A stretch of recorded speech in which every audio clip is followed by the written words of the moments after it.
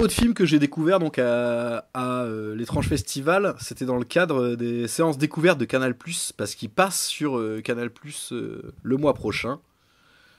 Et c'est donc notre premier film de la soirée, quoi. Late Night with the Devil.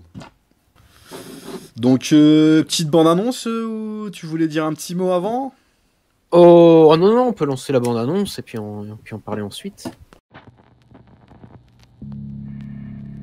On Halloween night, 1977, America gathered around for a live TV event that shocked a nation.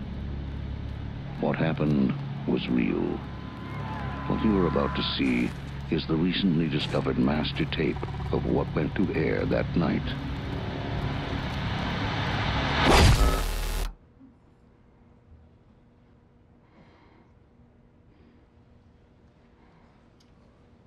If Mr.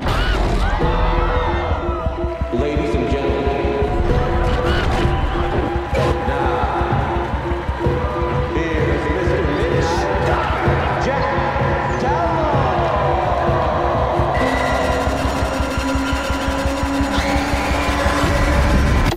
Late Night with the Devil.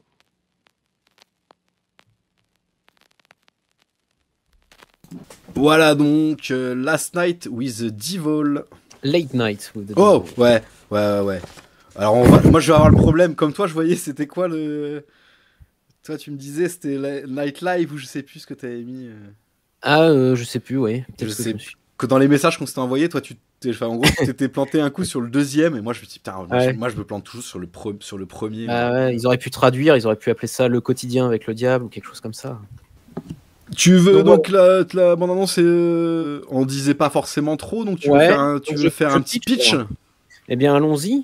Allons-y. Eh bien, dans Late Night with the Devil, nous suivons donc le personnage de Jack Delroy, qui est un présentateur de Late Show aux États-Unis dans les années 70, qui court un petit peu après l'audimat parce qu'il est un peu le pouli d'or de cette case de programme, quoi. Il est toujours derrière les concurrents. Derrière Johnny Carson. Mais voilà. Et donc, du coup, pour se distinguer de la concurrence, il fait une émission spéciale pour le Halloween 1977, si mes sources sont exactes, dans laquelle il invite rien moins qu'un démon. Voilà. Eh bah ouais, c'est ça. Donc le film se présente donc dans le genre Dans le genre du found footage, en quelque sorte. Ouais. Du found footage. Donc on va peut-être pas refaire l'historique du genre. Je pense que maintenant en 2024 tout le monde sait ce que c'est en fait, quoi. Ouais, tout à fait. Et il aurait pu figurer dans un traité meurtrier de la semaine dernière, puisqu'en réalité il est sorti aux États-Unis, il est sorti avant l'été d'ailleurs aux États-Unis, où il a fait un très suspect $666 000 de recettes. Ah oui, c'était ça qui faisait le premier week-end. Mhm. Donc est-ce que c'est vraiment un succès ou est-ce que c'est un coup de com très bien senti? En tous les cas, voilà, le film arrive avec sa part d'occulte aussi. À ce niveau-là, Ouais, une part occulte aussi au niveau du financement, parce que c'est aussi un film qui est coproduit par les Émirats Arabes Unis, d'ailleurs.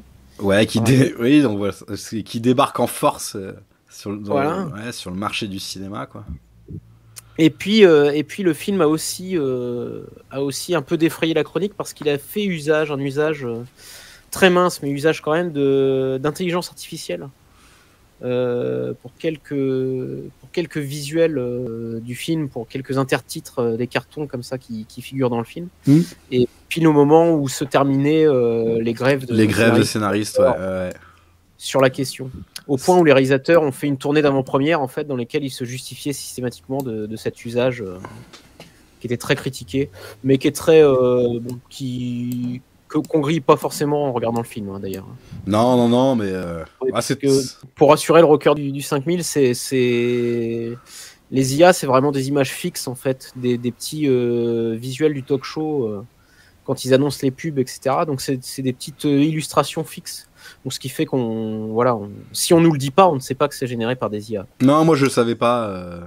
Donc ça gêne. J'ai croisé ça quand j'ai relu 2-3 trucs après là-dessus, mais je savais pas en voyant le film. Donc Et donc effectivement, sans spoiler bien évidemment, mais pour en révéler un peu plus sur le fonctionnement du film, c'est effectivement un film qui est...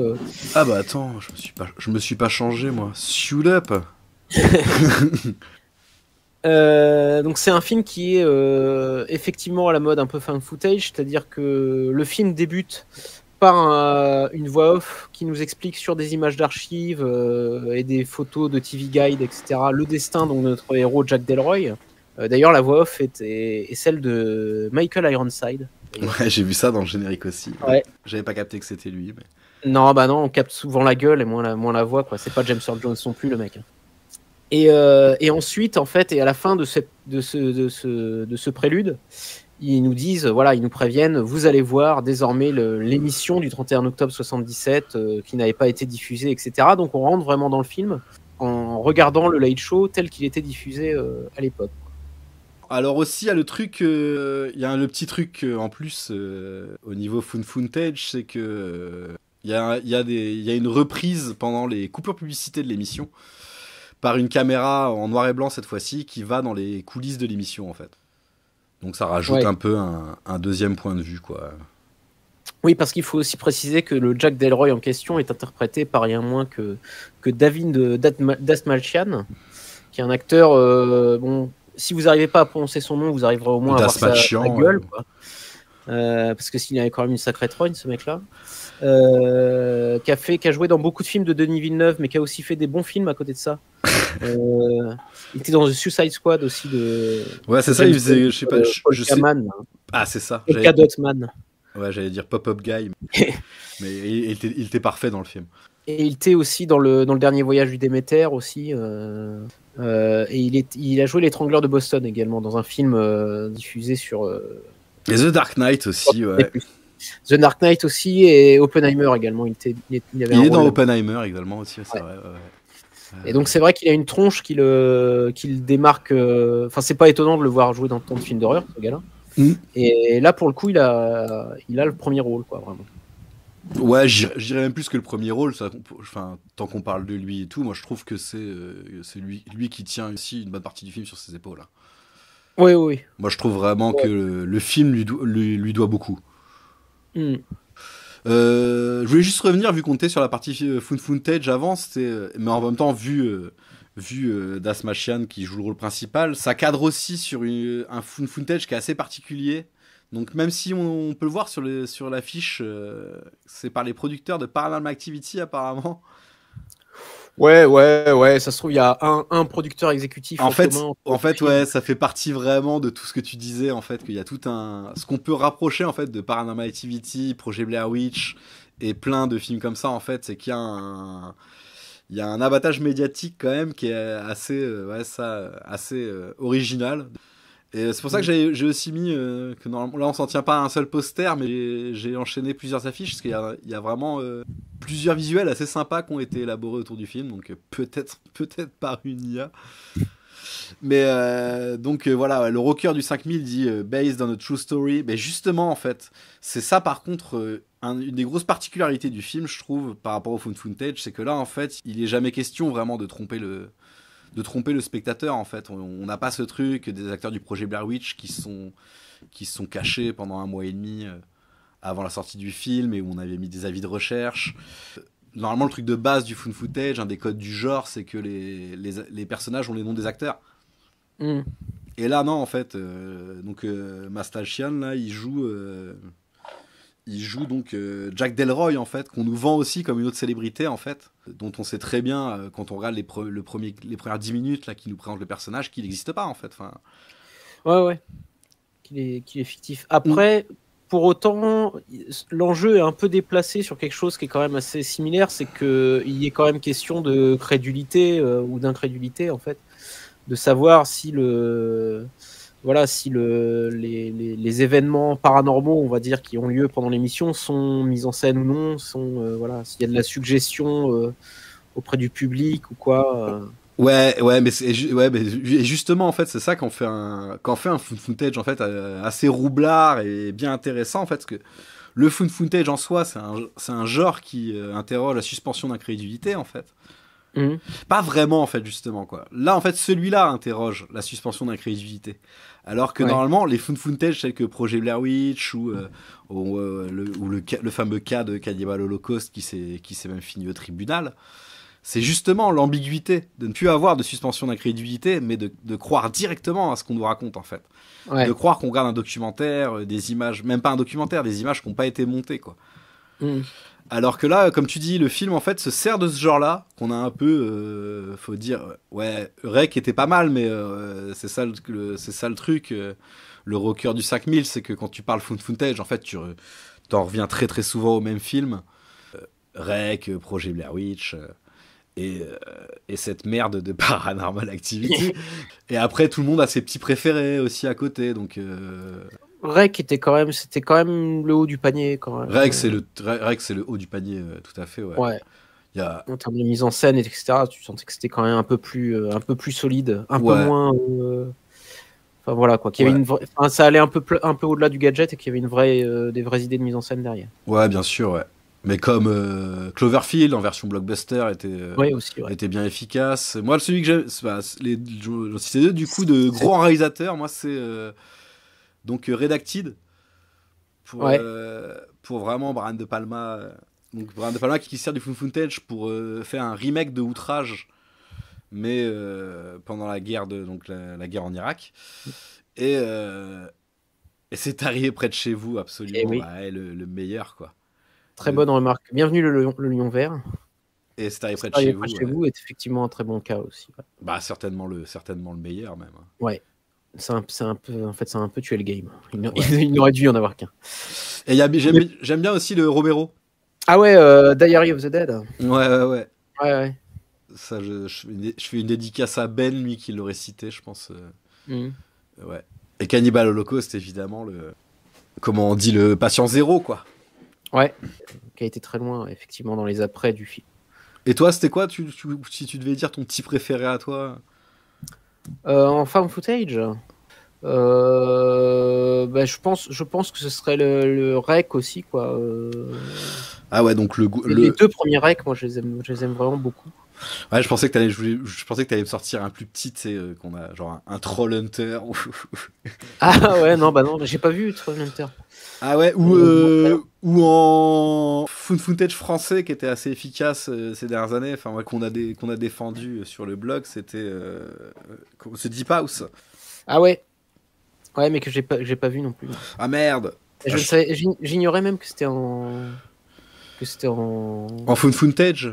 Footage, ouais. Si, c'est une façon de faire passer le tournage sous-marin en fait. Mais regarde dans le film, c'est assez malin, il passe assez bien. Parce qu'en fait, c'est des youtubeurs en urbex en fait. Ouais. Donc ça c'est assez bien justifié et tout, mais en fait rien à voir avec donc Late Night with the Devil. Et pour en revenir un peu à ce film-là, il y a quand même, enfin, on est effectivement sur le found footage, mais on est aussi sur un film de possession, dans lequel cette question de suspension d'incrédulité est aussi très importante. Si on en réfère au film L'Exorciste de William Friedkin, lui disait que sa première mission était de faire croire au diable aux spectateurs, quoi. Et je trouve qu'il y a un peu, le Late Night with the Devil hérite aussi un petit peu de cette idée-là par rapport au genre de la possession aussi. Ouais, mais après, c'est là où je sais pas ce que t'as pensé du film, quoi, du coup. Alors, moi j'aime beaucoup la première heure du film, où je trouve que la reconstitution 70s fonctionne très très bien. Je trouve que toute la reconstitution, enfin la direction artistique est très bonne, même si on suspecte de l'IA derrière tout ça, mais bon, c'est quand même très bien foutu. Et quand le film fonctionne, je trouve qu'il fonctionne très très bien. Moi, il m'a pas mal foutu les pétoches en fait, jusqu'à un certain point. Et alors, je dois dire aussi que moi, je l'ai pas vu au cinéma, contrairement à toi. Je l'ai vu à la télévision. Et du coup, le film se prête quand même très bien à une vision à la télé, quoi. Du coup. Comme on se retrouve dans un premier temps à assister à l'enregistrement de l'émission comme une vraie émission de Late Show, ça fonctionne très bien. Ouais, j'ai envie de dire même, c'est même un film, si vous voulez le voir dans les conditions idéales, et que vous avez des raccords Péritel, vous allez dans votre grenier et sortez votre vieille télé cathodique. Et c'est vrai que moi qui l'ai vu au cinéma, du coup c'est un peu différent. Enfin c'est le rapport forcément. Ça pose toujours la question de est-ce qu'un film comme ça doit être vu au cinéma en fait vu que ça parle de la télé quoi. Mais... Ouais. La vidéo du Fossoyeur sur le phone footage. Il parle du phénomène internet de Marble Hornet.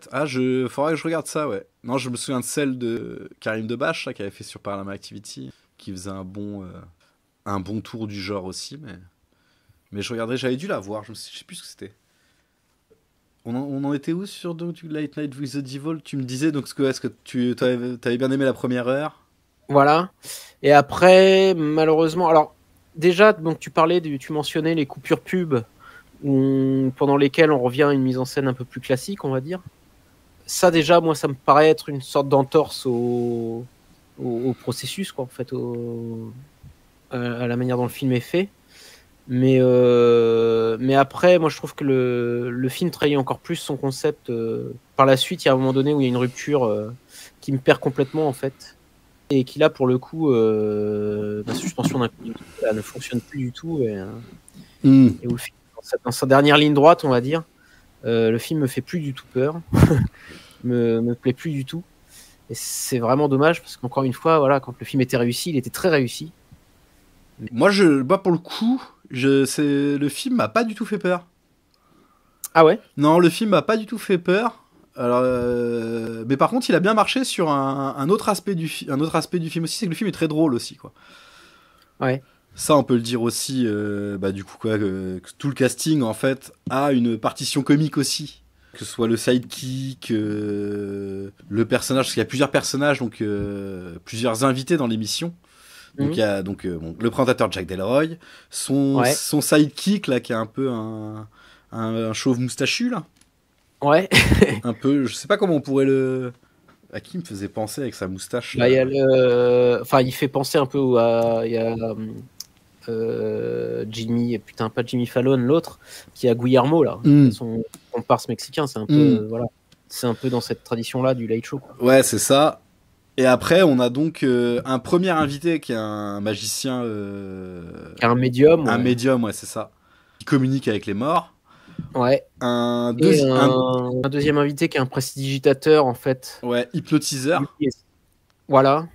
Et qui lui essaye de prouver que tout ça c'est de la poudre aux yeux, quoi. Ouais, c'est ça, c'est un peu un, comment on dit là, les Magic Busters là, je sais plus comment on appelle ça, là, les mecs en fait qui veulent démasquer qui démasquent les magiciens, quoi.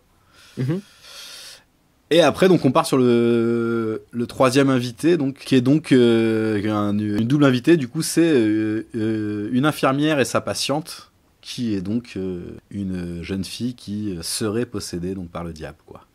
Donc, je crois que c'est pas directement par le diable, non, c'est un délire à l'exorciste, non. Ouais, c'est un démon. C'est un démon qui a son petit nom, ouais. Ouais, c'est ça, ouais, c'est un démon qui se prend pour le diable, quoi. Ouais. Et du coup, je disais, ouais, en tout cas, c'est moins une fois qu'il y a la petite fille, et encore quoi que la petite fille est assez marrante, c'est son infirmière en fait, qui est le personnage un peu sérieux, qui est censé te ramener justement un peu de réel là-dedans, parce que sinon en fait, chaque personnage a justement enfin, moi je l'ai plus vu comme une espèce de comédie en fait, le film, j'avoue. Mais... Ah ouais? Ouais, une comédie horrifique, une comédie horrifique évidemment, mais. Et par exemple, justement, David Dasmalchian, là, lui, je trouve qu'il assure sur les deux registres en même temps, quoi. Donc c'est pour ça que je disais qu'il portait bien le film, c'est que lui, pour le coup, c'est le seul où, voilà, je voyais pas le film uniquement comme une comédie, et je voyais qu'il y avait un truc aussi, il y avait quand même un film d'horreur qui se tramait derrière, quoi. Mais... Ouais. Et puis ce qui est très intéressant aussi avec ce perso, c'est que c'est pas un perso complètement négatif. C'est-à-dire que c'est un mec qui recherche de l'audimat, qui est prêt à user de beaucoup de moyens pour cette fin-là. Mais en même temps, on apprend aussi qu'il a eu des drames dans sa vie, etc., qui le rendent quand même attachant malgré tout. C'est pas qu'un Cyril Hanouna, quoi. Ouais, mais après, en fait, t'as tout un truc qui fait, est-ce que c'est du lard ou du cochon? Est-ce que ces grands drames, c'est pas que de la mise en scène? Enfin, il y a toujours cette question-là, mais lui, en fait, le joue vraiment tout le temps à te faire croire au personnage, quoi. En tout cas, il a envie de savoir ce que c'est le fin mot de ce gars, quoi. Et pour le coup, juste pour revenir sur le truc que tu disais tout à l'heure, sur le found footage, que tu n'avais pas été convaincu par les passages en noir et blanc, donc pour les publicités, j'étais complètement d'accord aussi, et je me disais justement que par rapport au genre du found footage, en fait, ces extraits-là, en fait, jurent dans le sens où ils sont pas incarnés par le caméraman, je trouve. Tu vois ? Ouais. Je comprends pas pourquoi ils ont pas fait le truc de ouais, on a enfin retrouvé ces rushs là et nous permettre de monter un truc cohérent, et du coup que tu sais, il pourrait servir en plus, il pourrait y avoir l'hypnotiseur qui cherche à avoir le dessous des cartes, il pourrait lui demander ses rushs pendant la pub à un moment. Ouais, tout à fait. Ouais. Mais en fait, c'est ça qui est bizarre, c'est qu'on a cette caméra qui devient en fait qui est quand même une caméra portée d'un cadreur et tout, mais qui devient une espèce de narrateur omniscient. Ouais. Mais et qui use un peu le dispositif, quoi. Ouais. Et je trouve que moi ça gâche pas le film non plus, parce que comme on disait, le dispositif de toute façon, on t'achète pas complètement le truc, quoi, tu vois. Ouais. Mais moi je me disais que j'étais pas, je sais pas ce que ça donne en fait donc sur un écran plus petit, mais au cinéma quand même le côté la texture de l'image et tout, je trouve c'est pas le truc le plus bluffant que j'ai vu sur une reconstitution des 70, tu vois. Ah ouais. Il y a pas ce glow des lumières, moi j'ai surtout l'impression en fait qu'ils ont mis un petit halo, tu sais, les couleurs qui bavent en fait. Ouais. Mais qu'ils ont pas vraiment fait un truc, tu sais, comme. Bah après, quand tu vois le film à la téloge, de toute façon, le dispositif te vend tout ça, quoi. Comme t'as l'impression de regarder une vraie émission de télé. Ouais. Bah ça vend le truc. Donc ouais, ça m'a quand même posé un peu problème. Ouais, donc c'est parti en noir et blanc essentiellement, quoi. Et ce côté, en fait, que limite que ce soit pas. Mais c'est pas grave, hein, parce que comme je te dis, il y a un côté comédie. Mais que ouais, ce soit pas encore plus rigoureux que ça sur la présentation années 70, en vrai, quoi. Parce que je sais qu'il y a un plan, par exemple, donc il y a un moment où on n'a pas vraiment raconté, mais vous en doutez, quoi. Ça commence à se barrer en couille sur le plateau. Il y a notamment le truc, vous en doutez, les projecteurs qui commencent à péter à moitié, en fait. Un truc électrique qui passe sur les projos, et genre à ce moment-là t'as une caméra qui filme le truc, mais tu sais c'est genre des éclairs et ça dure pas très longtemps, et la caméra elle fait un beau suivi des éclairs, quoi, tu vois. Ouais. Et alors il y avait quand même un caméraman aux aguets, quoi. Ouais mais bon, enfin ouais, c'est quand même pour pinailler, parce qu'au final j'ai quand même passé un bon moment. Bah, mais... moi c'est pareil aussi, c'est un peu ça le paradoxe du film, c'est que alors moi il m'a beaucoup déçu sur la fin, en fait, malheureusement, mais pour autant, même si j'ai été déçu, c'est un film que je recommanderais quand même, parce que voilà, quelqu'un qui est attiré par le film, etc., faut quand même y aller, parce que vous passerez sans doute une meilleure expérience que moi, et le film a quand même de quoi satisfaire son public. Ouais, et puis alors du coup moi qui ai peut-être moins acheté la première partie du film, et ben pour le coup j'étais moins déçu par la fin aussi que toi. Voilà. Non, moi ça m'a pas trop choqué justement la fin. Enfin, pour pas trop, on va pas trop spoiler non plus, mais en gros ils explosent à moitié ce truc de found footage, et on se retrouve dans des images que limite ne voit que Jack Delroy, en fait, quoi. Et moi limite je me dis ouais, vu que le found footage avant en fait était assez spécial, et nous vendait pas un truc réaliste et tout, du coup ça m'a pas choqué ce côté ça explose, et du coup en plus ça retombe quand même plus ou moins sur ses pattes par rapport à ce que ça racontait au début, tu vois. Donc y a pas de grosse surprise sur la fin, mais ça en fait pas une fin c'est pas si chelou que ça, en fait, je trouve. T'as un côté quand même, ouais, il y a un truc construit dans le film. Alors je l'ai vu qu'une fois, hein, mais je le remettrai avec plaisir, au moins pour voir ça, justement, de dire ouais, ça se trouve vraiment la fin conclut mieux le truc qu'on pouvait le croire en plus. Ouais. À voir, quoi. À remater pour Halloween, sinon. Le film sort en DVD en France, en principe, la semaine prochaine, j'ai cru voir. Il sortira en DVD chez Wildside. Ok. Et donc on n'a pas, je sais pas si on a cité les frères Kearns, mais j'avais pas vu moi leur film précédent. Non, bah après c'est des mecs qui travaillent dans du tout petit budget. Ouais, c'est ça, c'est leur plus gros film. C'est leur plus gros film pour l'instant. Ouais, très clairement. On pourrait reparler un peu de cette espèce de côté suspension d'incrédulité Et qui marche bien en fait avec ce truc du monde un peu de la magie aussi, mixé avec le monde de la télé. Moi ça m'a fait penser à un personnage, à un personnage qui a un paradoxe aussi chelou, qui a un truc que j'aime pas dans les autres films, mais que j'adore dans ce film-là. C'est le professeur Cavan du Jour de la Bête en fait. Ah oui. Je sais pas si tu te souviens du ce perso-là, donc le Jour de la Bête de, de Alex de la Iglesia. Et dedans on a ce personnage, cette espèce d'exorciste de télé. Et qui nous est vendu comme un total escroc en fait. Enfin, je sais pas, quand tu regardes les extraits qu'on voit et tout à la télé avant de rencontrer le personnage, et quand on rencontre le personnage, on y croit, tu sais, t'y crois pas du tout en fait, quoi. Ouais. Et qu'au final, dans le film, il y a quand même des éléments. Ouais, il y a quand même des trucs. Ouais, que c'est pas complètement un. Ouais. Il y a notamment, alors sans rentrer forcément dans les détails, mais dans Le Jour de la Bête, voyez-le hein, pour ceux qui l'ont pas vu, c'est un chef-d'œuvre. Moi, j'adore ce film. Mais il y a un moment donné où il retrouve un symbole en fait dans le film qui était déjà dans l'émission qu'on nous avait montré du présentateur, et où tu te dis mais c'est bizarre que le détail s'y retrouve alors que c'est censé être alors que la situation fait tellement fausse en fait. Mais il y a quand même ce symbole là qui se retrouve à être avéré par la suite.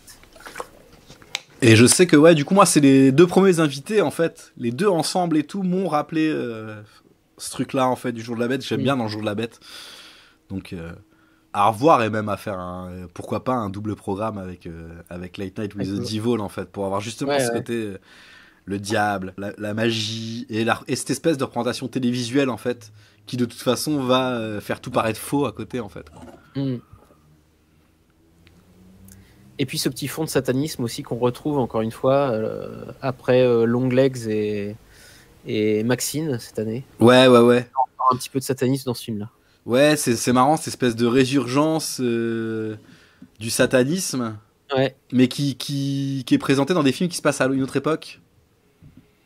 Mais qui revient quand même aussi pas mal, un peu trop de par chez nous, tu vois.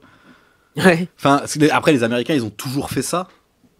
Mais bon, quand même, j'ai l'impression que aussi depuis Trump et tout, c'est quand même pas mal lâché sur le bordel.